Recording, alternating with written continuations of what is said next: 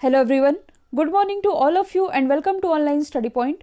दोस्तों, आज है 23 अगस्त और आज की इस वीडियो में हम 23 अगस्त से रिलेटेड करंट अफेयर के जितने भी इंपॉर्टेंट क्वेश्चंस बन सकते हैं इन सभी को कवर करने वाले हैं। तो यदि आप लोगों को इस वीडियो की पीडीएफ चाहिए तो आप हमारा मोबाइल एप्लीकेशन में इंस्टॉल कर सकते हैं, जिसके लिंक डिस्क्रिप्शन बॉक्स में दी हुई है। इसमें आप लोगों को डेली क्विज, फ्री पीडीएफ और प्रतिदिन के करंट अफेयर का 5 मिनट का ऑडियो भी मिल सकेगा।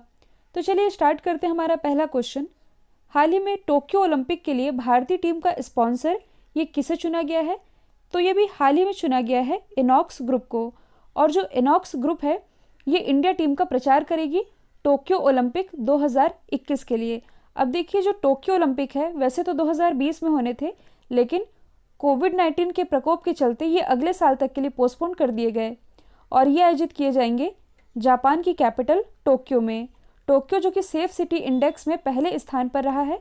और देखिए, इसी टोक्यो ओलंपिक 2021 के लिए भारत की तरफ से गुडविल एम्बेसडर ये कौन बनाए गए हैं? सौरव गांगुली जी, जो कि बीसीसीआई के 39वें क्रम के अध्यक्ष है। और इनकी ऑटोबायोग्राफी का क्या नाम है? A century is not enough. तो ये भी आप याद रखेंगे। अब देखिए, यहाँ से हम एक और ऑप्शन डिस्कस कर सकते हैं, ड्रीम 11 को। तो मैंने आप लोगों को बताया था जो ड्रीम 11 है इसे अभी हाल ही में IPL 2020 जो कि कहाँ होना है? UAE में। तो इसके लिए इसे IPL 2020 के टाइटल स्पॉन्सरशिप राइट मिल गए हैं ड्रीम 11 को। देखते हैं हमारा अगला क्वेश्चन। स्वच्छता सर्वेक्षण 2020 की रैंकिंग में गंगा नदी के किनारे बसे सबसे स्वच्छ शहर के रूप में किसे चुना गया है? तो ये भी हाल ही में चुना गया है वाराणसी को, जो कि गंगा नदी के किनारे बसा सबसे स्वच्छ शहर है।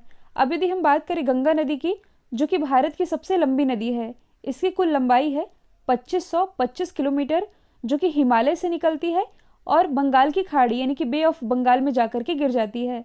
और यही जो गंगा नदी है ये एक डेल्टा बनाती है जिसका नाम है सुंदरवन डेल्टा, पश्चिम बंगाल में बनाती है और ये विश्व का सबसे बड़ा डेल्टा है।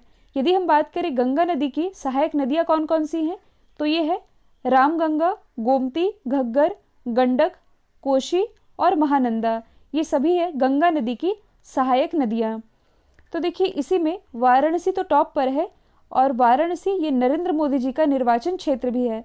और यदि आप करंट से रिलेट करेंगे तो इसी वाराणसी से इन्होंने अभी हाल ही में काशी एक रूप अनेक प्रदर्शनी का उद्घाटन भी किया था। अब यदि हम अदर ऑप्शन को डिस्कस करें तो इसी स्वच्छता सर्वेक्षण 2020 में जो इंदौर है ये लगातार चौथी बार भारत का सबसे स्वच्छ शहर बन गया है। यदि हम बात करें जालंधर की, तो जालंधर को देश के सबसे स्वच्छ कैंटनमेंट का खिताब मिला है, जबकि जो कानपुर है ये गंगा नदी के किनारे बसा हुआ भारत का सबसे बड़ा शहर है। तो ये भी आप याद रखेंगे। नेक्स्ट है, हाल ही में कोविड-19 से जुड़ा द कोरोना फाइटर्स गेम ये किसने लॉन्च किया है? तो ये भी हाल ही में लॉन्च किया गया है डॉक्टर हर्षवर्धन के द्वारा वीडियो कॉन्फ्रेंसिंग के माध्यम से। द कोरोना फाइटर्स गेम नाम है इसका। यदि हम बात करें डॉक्टर हर्षवर्धन की, जो कि प्रेजेंट टाइम में हमारे केंद्रीय स्वास्थ्य मंत्री हैं, इनकी कॉन्स्टिट्यूंसी क्या है? चांदनी चौक, दिल्ली। और अभी हाल ही में इन्हें WHO यानी कि वर्ल्ड हेल्थ ऑर्गेनाइजेशन के कार्यकारी परिषद का अध्यक्ष भी नियुक्त किया गया है। और अभी हाल ही में इनके द्वारा एक किताब लॉन्च की गई है जिसका नाम है कोविड कथा, और एक एप्लीकेशन है जिसका नाम है मौसम एप्लीकेशन। ये दोनों ही लॉन्च किए गए हैं डॉक्टर हर्षवर्धन के द्वारा। अगला क्वेश्चन है, हाल ही में 2020 का राजीव गांधी खेल रत्न पुरस्कार ये किस क्रिकेटर को दिया गया है? ध्यान दीजिए, यहाँ पर क्रिकेटर की बात की जा रही है। तो ये भी हाल ही में मिला है रोहित शर्मा को। और रोहित शर्मा ये अवार्ड पाने वाले चौथे क्रिकेटर बन गए हैं। इनसे पहले 3 कौन है? सचिन तेंदुलकर, महेंद्र सिंह धोनी और विराट कोहली, जिन्हें कि 2018 में ही मिला था। और अब चौथे क्रिकेटर बन गए हैं रोहित शर्मा, जिन्हें राजीव गांधी खेल रत्न पुरस्कार से सम्मानित किया जाएगा। यदि हम बात करें राजीव गांधी खेल रत्न पुरस्कार की, जो कि खेल जगत का सर्वोच्च अवार्ड माना जाता है भारत में, जबकि पूरे वर्ल्ड में खेल जगत का सर्वोच्च अवार्ड तो ये माना जाता है लॉरियस स्पोर्ट्स अवार्ड। तो देखिए, राजीव गांधी खेल रत्न पुरस्कार की जो शुरुआत हुई थी ये हुई थी 1991-92 में। और इसके जो पहले विजेता थे ये थे विश्वनाथन आनंद, जो कि भारत के पहले ग्रैंड मास्टर भी थे। अब राजीव गांधी खेल रत्न पुरस्कार ये तो जीता है क्रिकेटर रोहित शर्मा ने। और रोहित शर्मा इन्हें भी हाल ही में ओकले, जो कि एक आईवियर ब्रांड है, इसके ब्रांड एम्बेसडर बनाए गए हैं 2 साल के लिए। देखिए, रोहित शर्मा के अलावा ये जो अवार्ड है ये और 4 लोगों को दिया गया है, मतलब कि टोटल 5 लोगों को मिला है। तो दूसरे हैं मरियप्पन जो कि एक पैरा एथलेटिक्स है, तीसरी है मनिका बत्रा जो कि एक टेबल टेनिस प्लेयर है, चौथी है विनेश फोगाट जो कि एक पहलवान है, मतलब कि ये कुश्ती से रिलेटेड है, और पांचवें हैं रानी रामपाल। रानी रामपाल कौन है? तो ये एक हॉकी प्लेयर है, ये भारतीय महिला हॉकी टीम की कैप्टन भी है, और इन्हीं 5 लोगों को राजीव गांधी खेल रत्न पुरस्कार से सम्मानित किया गया है। अगला क्वेश्चन है, हाल ही में सीईटी यानी कि कॉमन एलिजिबिलिटी टेस्ट के आधार पर नौकरी देने वाला भारत का पहला राज्य कौन बना है? तो ये भी हाल ही में बन गया है, मध्य प्रदेश। तो देखिए मध्य प्रदेश ने अब NRA यानी कि नेशनल रिक्रूटमेंट एजेंसी, या इसे आप कह सकते हैं राष्ट्रीय भर्ती एजेंसी, तो मतलब कि NRA स्कोर के आधार पर नौकरी देने का फैसला करने वाला ये देश का पहला राज्य बन गया है। तो अब से राज्य के युवाओं को सरकारी नौकरी के लिए अलग से परीक्षा, मतलब कि कोई भी अलग से परीक्षा नहीं देनी होगी, ऐसा फैसला किया है मध्य प्रदेश गवर्नमेंट ने। अब देखिए यदि हम बात करें मध्य प्रदेश की, तो ये किन किन राज्यों के साथ बॉर्डर शेयर कर रहा है? उत्तर प्रदेश, छत्तीसगढ़, महाराष्ट्र, गुजरात और राजस्थान। मध्य प्रदेश की राजधानी क्या है? भोपाल, जहां पर भारत का पहला गार्बेज क्लिनिक स्थापित किया गया है। मुख्यमंत्री है शिवराज सिंह चौहान, राज्यपाल है आनंदीबेन पटेल, और मध्य प्रदेश उच्च न्यायालय के मुख्य न्यायाधीश है AK मित्तल यानी कि अजय कुमार मित्तल। अब देखिए यहाँ पर पहले राज्य की बात की ही जा रही है, तो आप सभी ऑप्शन को रिलेट कर सकते हैं। करें यदि हम मध्य प्रदेश से, तो मैंने आप लोगों को बताया था प्रधानमंत्री स्वनिधि योजना के बारे में। स्वनिधि की फुल फॉर्म बनती है प्रधानमंत्री स्ट्रीट वेंडर आत्मनिर्भर निधि योजना। तो इस योजना के क्रियान्वयन में पूरे भारत में टॉप पर रहा था मध्य प्रदेश। यदि हम बात करें उत्तर प्रदेश की, तो भारत में वर्चुअल अदालत का आयोजन करने वाला ये भारत का पहला राज्य बना है, जबकि जो छत्तीसगढ़ है ये ई लोक अदालत का आयोजन करने वाला भारत का पहला राज्य बना है। जबकि जो केरल है, तो मैंने आप लोगों को बताया था कि गरीबी रेखा से नीचे जीवन यापन करने वाले लोगों को फ्री इंटरनेट की फैसिलिटी प्रोवाइड कराने वाला ये भारत का पहला राज्य बना है। नेक्स्ट है, हाल ही में भारत ने किस मिसाइल का सफल परीक्षण किया है? तो इस मिसाइल का नाम है पिनाका, और मिसाइल को किसके द्वारा डेवलप किया गया है? एक निजी कंपनी है जिसका नाम है इकोनॉमिक एक्सप्लोसिव लिमिटेड, इसके द्वारा इसे डेवलप किया गया है, और इसका सफल परीक्षण अभी हाल ही में किया गया है पोखरण राजस्थान के फायरिंग रेंज से। अब देखिए यदि हम अदर ऑप्शन को डिस्कस करें जो कि साइंस एंड टेक्नोलॉजी से ही रिलेटेड है, तो हाल ही में जो ब्रह्मोस मिसाइल है, मैंने आप लोगों को बताया था ये डेवलप तो की गई है DRDO के द्वारा, और इसे अभी हाल ही में ओडिशा के चांदीपुर से सफलतापूर्वक परीक्षण किया गया है। यदि हम बात करें GSAT-11 की, तो अभी हाल ही में इसरो ने इसे लॉन्च किया है फ्रेंच गुयाना से, इसके बारे में मैंने आप लोगों को बताया भी था। और यदि हम बात करें कार्टोसैट-3 की, तो देखिए जो कार्टोसैट-3 है इसे भी इसरो के द्वारा श्रीहरिकोटा आंध्र प्रदेश से कुछ समय पहले ही लॉन्च किया गया है, तो ये भी आप याद रखेंगे। नेक्स्ट है, हाल ही में भारत के नए चुनाव आयुक्त कौन बन गए हैं? तो ये भी हाल ही में बन गए हैं राजीव कुमार, और इन्होंने स्थान लिया है अशोक लवासा का, क्योंकि मैंने आप लोगों को बताया था जो अशोक लवासा हैं ये अब ADB यानी कि एशियन डेवलपमेंट बैंक इसके उपाध्यक्ष बन गए हैं, और इन्हीं का स्थान अब ले लिया है राजीव कुमार ने। देखिए 2 राजीव कुमार में आप कंफ्यूज मत होइएगा, एक तो ये राजीव कुमार हैं जो कि नए चुनाव आयुक्त बने हैं, एक राजीव कुमार हैं जो कि नीति आयोग के उपाध्यक्ष हैं, तो दोनों ही अलग अलग हैं।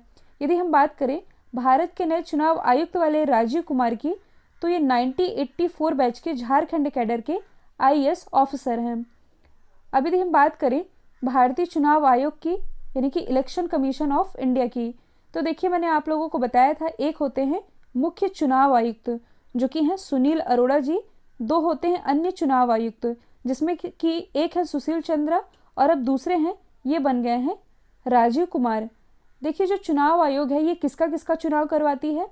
तो ये चुनाव करवाती है संसद का, राज्य विधानमंडल का, राष्ट्रपति का और उपराष्ट्रपति का, इन सभी का चुनाव करवाती है चुनाव आयोग। लेकिन राज्य में जो पंचायतों और नगर निगम का चुनाव होता है ये करवाया जाता है राज्य निर्वाचन आयोग के द्वारा।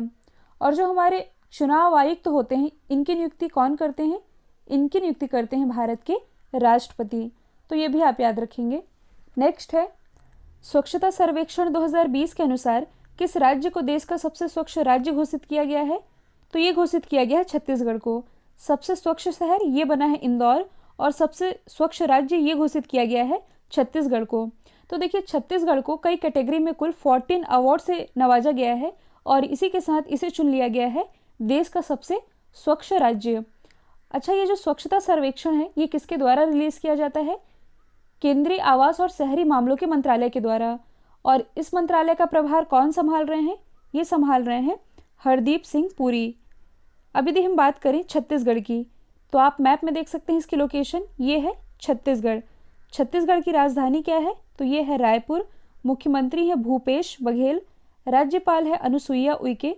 छत्तीसगढ़ उच्च न्यायालय के मुख्य न्यायाधीश तो ये हैं PR रामचंद्रन मेनन। और देखिए छत्तीसगढ़ में यदि आप यहाँ पास देखेंगे तो ये है बीजापुर, और बीजापुर से रिलेटेड एक फैक्ट मैंने आप लोगों को बताया था। अभी हाल ही में जो नीति आयोग है इसके द्वारा भारत के आकांक्षी जिलों की एक लिस्ट जारी की गई थी, जिसमें कि जो बीजापुर है ये रहा था टॉप पर। अब यहाँ पास यदि आप देखेंगे तो ये है अंबिकापुर, और अंबिकापुर में भारत का पहला गार्बेज कैफ़े स्थापित किया गया है, तो ये भी आप याद रखेंगे। नेक्स्ट है, हाल ही में विश्व स्नूकर चैंपियनशिप 2020 का खिताब ये किसने जीता है? तो ये भी हाल ही में जीत लिया है रॉनी ओसुलिवान ने। और ये किस कंट्री से बिलोंग करते हैं? इंग्लैंड से। अच्छा, रॉनी ओसुलिवान इन्होंने हराया किसे है? तो इन्होंने हराया है कीरन विल्सन को, और इन्होंने जीत लिया है वर्ल्ड स्नूकर चैंपियनशिप 2020 का खिताब। ये इंग्लैंड से बिलोंग करते हैं। तो सबसे पहले आप मैप में देख सकते हैं, ये है UK और यहाँ पास है इंग्लैंड। इसकी कैपिटल है लंदन, करेंसी है पाउंड स्टर्लिंग। मैंने गलती से डॉलर बोल दिया था पिछली बार। और यहाँ के जो प्राइम मिनिस्टर हैं ये कौन है? तो ये हैं बोरिस जॉनसन। UK से रिलेटेड एक फैक्ट मैंने आप लोगों को बताया है कि ये यूरोपीय यूनियन से अलग होने वाला विश्व का पहला देश भी बना है।